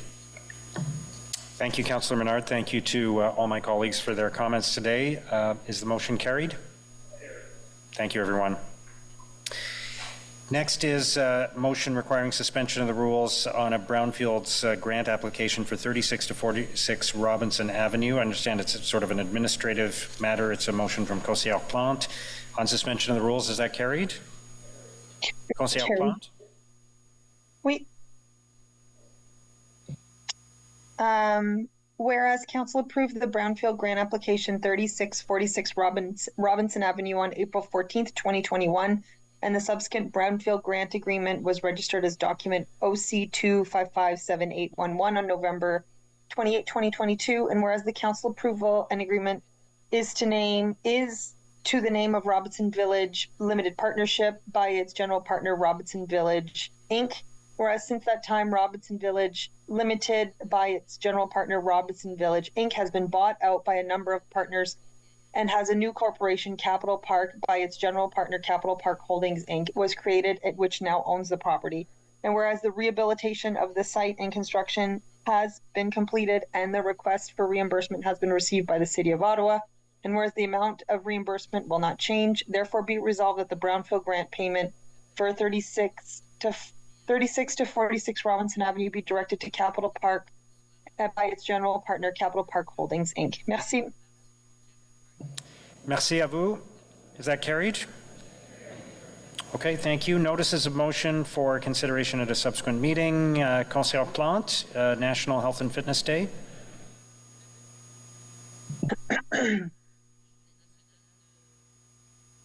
Whereas the participation rates of Canadians engaging in healthy physical activities has declined, while inactivity and obesity continues to rise in Canada. And whereas health and fitness ought to be promoted and embraced by Canadians of all ages and abilities. And whereas many Canadian cities have taken up the annual challenge of encouraging and promoting physical activity, including Calgary, Saskatoon, Montreal, and Victoria. And whereas the City of Ottawa offers a multitude of recreation and leisure programming and promotes active and healthy living through a number of initiatives. And whereas the City of Ottawa has previously offered incentives to residents to embrace physical activity and fitness in recognition of past National Health Fitness Days, and whereas Ottawa Public Health has indicated that staying active is a positive coping strategy in taking care of your mental health, and whereas the City of Ottawa departments, OPH, Recreation, Culture, Facility Services Department, and others work together on improving access to and encouraging physical activity for residents. And whereas the City of Ottawa encourages residents to get outside and enjoy outdoor amenities such as parks, hiking, bike trails, courts, and skateboard parks. And whereas the City of Ottawa has play-free initiatives offering a selection of free drop-in programming for children and youth. And whereas the City of Ottawa wishes to encourage all residents to embrace physical activity and fitness by participating in free play activities as well as virtual Zumba classes on Saturday, June 1, 2024 in recognition of 2024 National Health and Fitness Day. Therefore, be it resolved that City Council declares Saturday, June 1st, 2024 to be National Health and Fitness Day in Ottawa. Merci. Merci. Councillor Desroches. Thank you, Mr. Mayor. It's moved by myself, seconded by Councillor Luloff. Whereas 2024 is the 100th anniversary of the Royal Canadian Air Force, whereas the RCAF has helped preserve the freedoms of all Canadians, contributed to global peace and security, and help those in need in Canada and abroad. Whereas the RCAF provides air defense, maritime patrol, search and rescue, air mobility and sustainment, aerospace control, and space capabilities to support operations at home and abroad. And whereas the RCAF is a respected military partner worldwide, providing security at home through NORAD and working with our NATO allies and partners to maintain peace and stability across the globe. Whereas the City of Ottawa has been the location of important RCAF operations, including CFB Rockcliffe, CFB Uplands, CFS Leitrim, and other RCAF activities. And whereas RCAF aircraft and the RCAF aeronautical team Snowbirds have been an essential and iconic feature of Ottawa's Canada Day celebrations. Whereas the RCAF, as a national institution, has played a role in shaping Ottawa as a city and forged its own place in the local history. And whereas it is fitting for the national capital to commemorate the 100th anniversary of the Royal Canadian Air Force.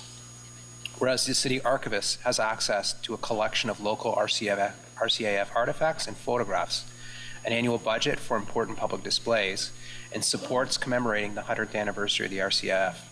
And whereas the Ottawa Public Library has a collection of RCAF historical reading material, therefore be it resolved that the city archivist develop and make available a temporary public display at Ottawa City Hall to commemorate the 100th anniversary as part of their 2024 annual programming.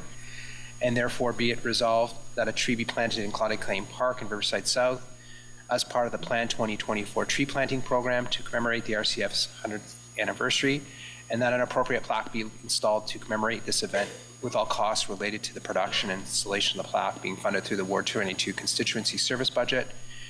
And be it further resolved that the City of Ottawa requests that the Ottawa Public Library Board consider publishing and promoting a curated list of RCAF readings or other media in both official languages from the library collection. Thank you. Thank you, Councillor Desroches. Councillor Tierney. Great. Thank you very much, Mr. Mayor. Moved by myself, second by Councillor Brockington.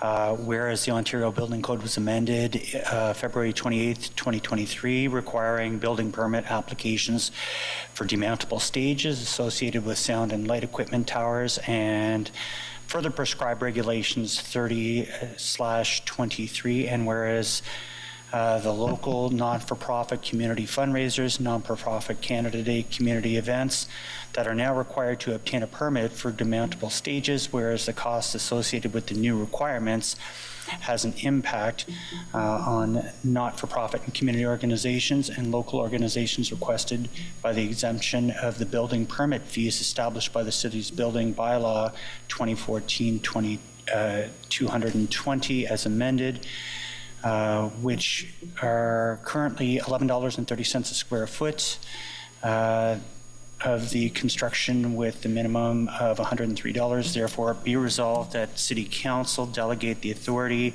to the Chief Building Officer to waive the building permit applications fees established by the city's building bylaw 2014-220 as amended for non-for-profit permit applications whose applications of demountable stage permits are required by the building code regulations 30/23 for their fundraising event. And just as a footnote, Mr. Mayor, this is just a minor component, and I want to thank Chair Brockington. We see this as a major impact for a lot of local community events. This isn't a Nickelback stage. This is a small stage for clowns and performers that will now see engineering stamps requiring thousands of extra dollars to be able to run local community events that the province has now saddled municipalities with in our interpretation. So this will open up discussion and debate when this actually does come, whether it's to this council or it goes to the committee, about how we deal with this, because this will have a major impact on community events. Thank you, Mr. Mayor. Thank you, Councillor Tierney. Councillor Hubley. Thank you, Mr. Mayor. I want to thank Councillor Desroches for supporting this motion. Whereas the Bytown Fire Brigade is a non-profit Ottawa-based organization established in 1983 to serve the community as a local historical society with a mission to collect, preserve, conserve, restore, and display the artifacts and apparatus that tell the history of firefighting in Canada's capital and the country as a whole. And whereas the Bytown Fire Brigade has expressed an interest in strengthening its relationship with the City of Ottawa for the purpose of building capacity and expanding its community outreach. And whereas the City of Ottawa operates several cultural programs, including city-owned museums and historic sites, along with the various forms of cultural funding through museum services agreements, heritage service agreements, and the Heritage Funding Program, including project funding, annual operating funding, and multi-year operating funding. Whereas the City Archives maintains its own partnership agreements and other relationships, including those with the Friends of the City of Ottawa Archives, historical societies, religious organizations, and individual volunteers. Whereas the City Archives, as part of its mandate, acquires and makes available city and community records, including those of first responders, such as the Ottawa Fire Services. Therefore, be it resolved that the City Clerk and General Manager, Recreation, Culture, and Facility Services be directed to engage with the Bytown Fire Brigade to explore various options for strengthening the city's relationship with the brigade and to identify ways that the city may assist them in building capacity and reach for their community work. Thank you, Mr. Mayor. Thank you, Councillor Hubley. Motion to introduce bylaws. Councillor Hill. Merci, Monsieur le Maire. Que les règlements énumérés à l'ordre du jour sous le titre motion portant that the motion that we have that the rules and procedures be suspended and the following bylaw be read and passed in accordance with the motion approved today's meeting regarding 315 Lisgar Street, a bylaw of the City of Ottawa to designate the Bible House 315 Lisgar Street to be cultural heritage value or interest. Is that carried? Thank you. Confirmation bylaw, Councillor Hill.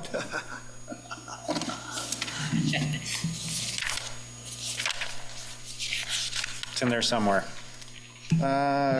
Que les délibérations du Conseil du 15 mai 2020. That the following bylaw be read and passed in that to confirm the proceedings of May 15. Adopted?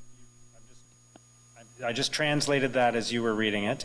You read the wrong one. That was the. I was trying to get ahead of you there. I'm hungry. So confirmation bylaw, please. Confirmation bylaw que le règlement suivant soit lu et That the adopté. following bylaw be read and passed to confirm the proceedings of the council meeting of May 15, 2024. Are there any inquiries? No? Motion to adjourn? Comme j'ai dit, Monsieur le Maire, que la délibération du That the Conseil. proceedings of the City Council meeting of May 15, 2024 be adjourned. Thank you, everyone. Merci à vous tous. Merci beaucoup.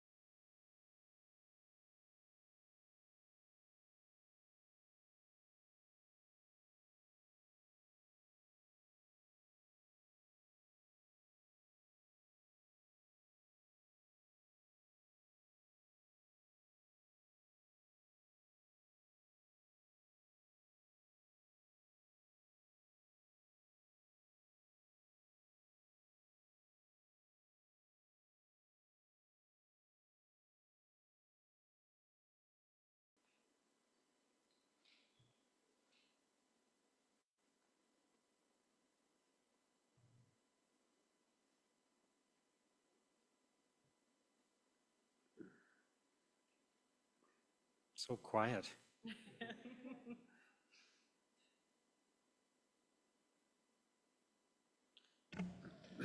Good afternoon. Bonjour à tous. My name is Kendra Titley and I will be today's moderator. Je m'appelle Kendra Titley et je serai l'animatrice de ce point de presse. I will now invite each agency in reverse alphabetical order to ask their questions. You may ask one question with a follow-up.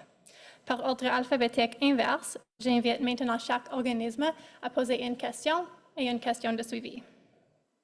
We'll now start with, nous allons commencer par Anne-Charlotte à Radio-Canada. Bonjour. Bonjour. Hello. D'abord, une réaction sur First of all, you paid tribute to Diane Dean today.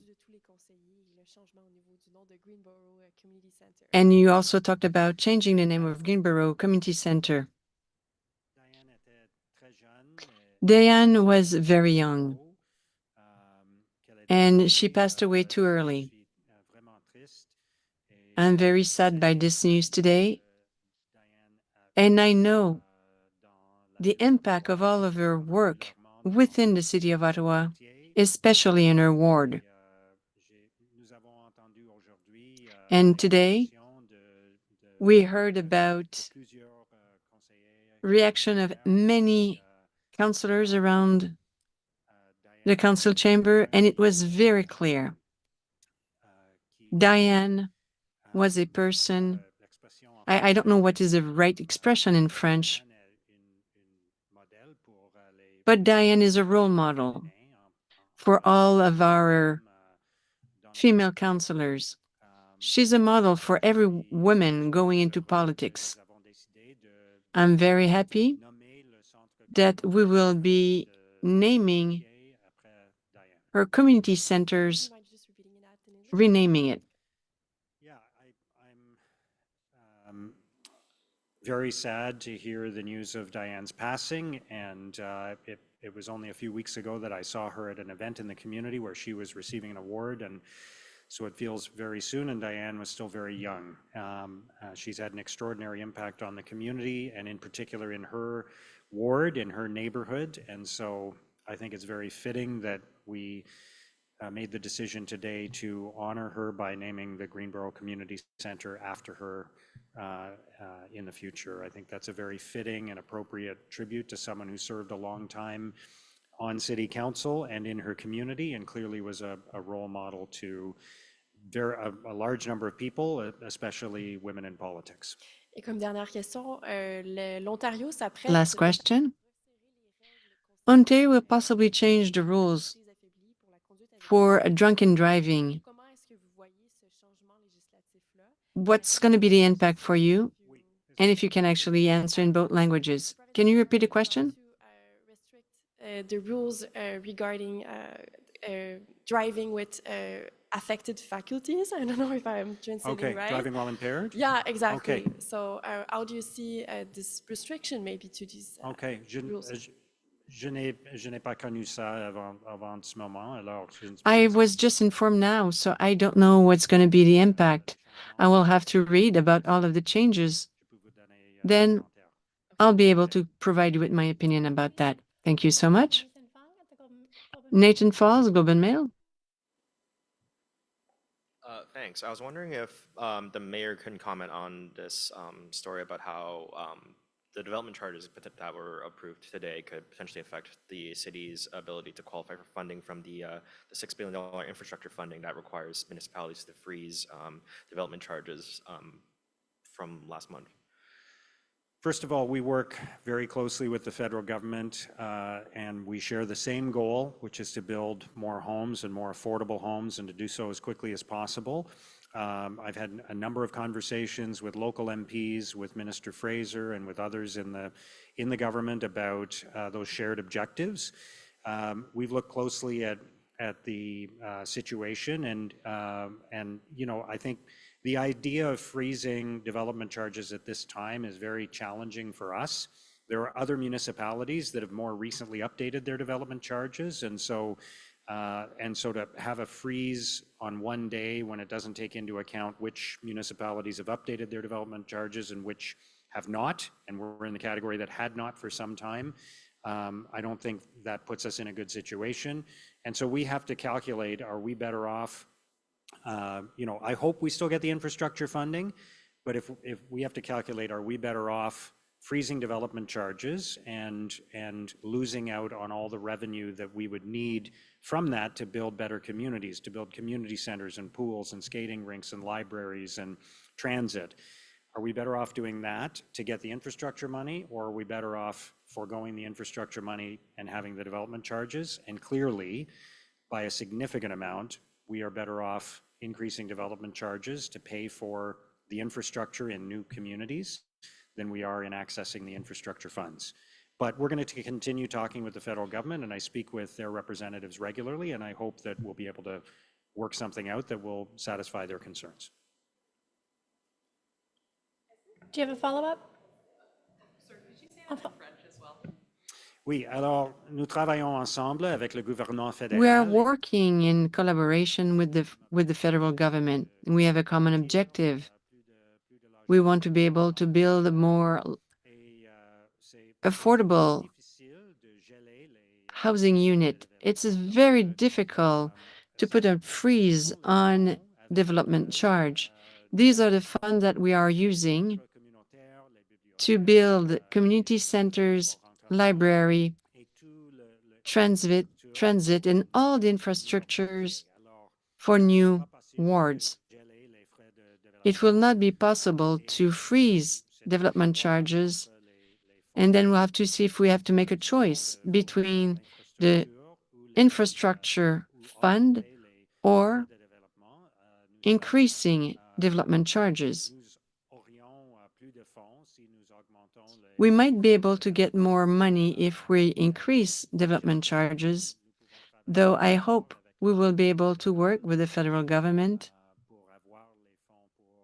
to have access to the infrastructure fund. Any follow-up? A lack of clarity from Minister Fraser is a huge issue on whether or not does the city qualify for. Sorry, could you just move closer to the mic? Yeah, it sounds like something is there's a lot of ambiguity as to whether or not the city qualifies for funding as part of this infrastructure fund. Is there a point of clarification that you're really hoping to get from the minister on this? And I'll open this to anyone. Not just I'd like to hear more. I think my understanding is, and I might be wrong about this, but I believe the infrastructure funds were introduced in the budget, and I don't know that we have all the details on what that fund is going to be for, who's eligible, who's not, what the criteria are, what the money would go towards. So as soon as we have those details, I think we'll be in a position to understand it better and to work with the federal government on how Ottawa can get its fair share of those funds. Thank you. We'll now go to Jackie Perez at CTV Ottawa. Hi, first question will be to Vivi. Essentially, Canadians are grappling with the cost of housing affordability and prices. Why did the City of Ottawa decide to go ahead with this increase? Thank you for that. Actually, there are a number of reasons. Our bylaw is expiring, so we need to get a new bylaw in place. And DCs pay for all the services and infrastructure that's required to support growth. So a new community will want to have its parks, its libraries, its fire halls, and including roads and transit and cycling facilities. So that's what these funds are for. It's to support growth. And it is, as I mentioned, it was a small component of the overall cost of a house. Wonder who the next question is going to be for. I wonder. Thank you for your patience. Okay, Mr. Mayor, do you support this development charge increase? Why or why not? And how does that compare to the cost compared to other cities? Our development charges are lower than, do you want me to start over? Yeah. Our development charges are lower than many other municipalities. We haven't updated our DC bylaw in many years, so it was time. And so, I think the way people have to look at this, I know to some people this sounds like a tax and that it's just a charge and we just collect the revenue and we do whatever we want with it. That's not what this is. The development charges are collected for a very specific purpose, and that is to pay for the infrastructure in new neighborhoods. So if we approve a development in Orleans, and there are going to be 1,500 new homes in that area, the developer goes ahead and builds those homes, but those residents are going to need access to public transit. They're going to need bike lanes. They're going to need a library. They're going to need a community center, a swimming pool, a park. And the development charges go towards those expenditures, those investments in infrastructure in their communities. And we need those funds to be able to do that. And costs have been rising, as everybody knows. Costs have been rising. So we're increasing development charges to keep up with the costs that we have to invest in infrastructure in new communities. And our development charges are still much lower than many other municipalities. Well, it depends, but for example, Vaughan, my understanding is in Vaughan, the development charges are something like $150,000 a unit, and ours are going to be in the range of $50,000 a unit. I'll put an asterisk next to that to point out that there's a number of different charges depending on the type of home and size of home and all of that. So there isn't one charge, but at a high level, there are municipalities where the development charges are 50%, 100%, 200% higher than Ottawa. Thank you. We'll now go to Arthur White-Crummy at CBC Radio. Thanks. This will be for the mayor. I'm wondering what you think of the way that the ceremony yesterday for the flag raising was handled from a security perspective, and the fact that those kinds of security measures were necessary in the first place, given the tensions that we're now experiencing here in the community. I thought the security team at City Hall and the Ottawa Police Service did an excellent job yesterday, making sure that everyone was able to attend the ceremony safely, and including those who wanted to be there to protest. And so I thought under the circumstances, everyone did a great job, and a lot of work and preparation went into that. It is, it breaks my heart that the conflict in the Middle East is playing itself out in Ottawa at times, and it's disappointing that security measures of this nature are required, but that's where we are. And so security was always our top priority throughout this entire process as every decision was made. We wanted to make sure that people were going to be safe, and I'm grateful that we arrived at a solution that made sure that everyone who was at or near City Hall yesterday was protected and safe. This is also for the mayor. I'm wondering, the draft zoning bylaw that we've been talking about for a while now includes much broader permissions for rooming houses, which obviously at times raise resident opposition within the neighborhood. And I'm wondering what role you think rooming houses can play in offering more housing options and addressing the housing crisis within Ottawa. We have to look at all options, and we have to consult with communities as we make these decisions. So this is a draft bylaw, and it will go through a long process of consultation and review, and there could be changes that come in the future.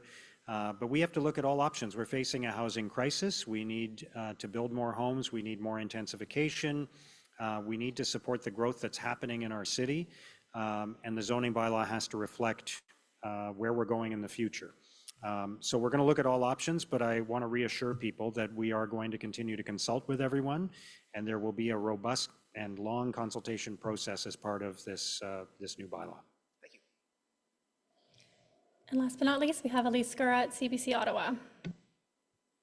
Thanks very much. So I'm just going to follow up a little bit on the discussion about DCs. It's not just the developers or even the real estate people who are concerned about development charges, but also housing experts, some of the foremost housing policy experts in the country. And they're saying this is going to cost more, not just for people buying homes, but renters too.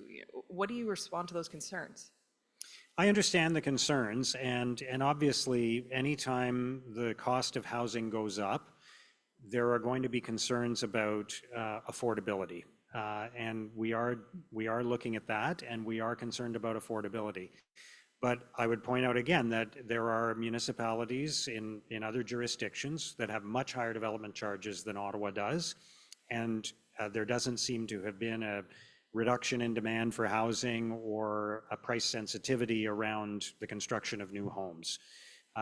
So we want to be mindful of it. We want to make sure that we keep homes as affordable as possible, whether they're for rental or for purchase. But we also want people to live in vibrant communities, and we can't build neighborhoods and have the infrastructure in place in those neighborhoods without development charges. And so, the costs of building parks and libraries and community centers has gone up, and we need to fund those investments properly. Oui. Oui. Alors, nous sommes toujours So inquiétés par l'abordabilité. we are concerned about affordability. There is an accessibility problem right now, but there are development charges in other cities of Ontario and elsewhere in Canada that are much higher than in Ottawa. And we need to have the funds to build community centers, libraries, parks, all the infrastructure necessary in a new area of our city. And the cost to build community centers and the infrastructure have increased, so the development charges must increase too.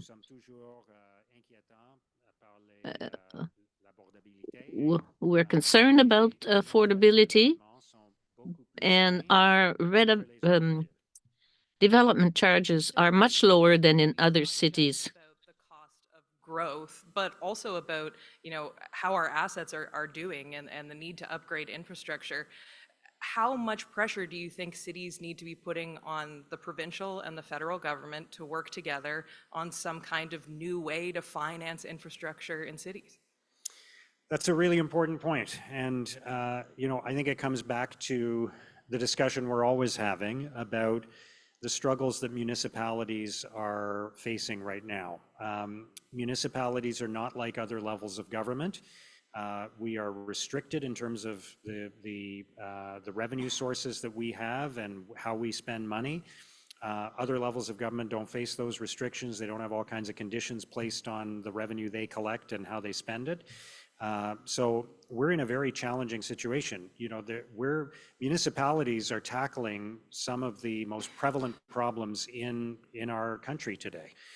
Problems like homelessness and substance use disorder and mental health issues and public safety and affordability.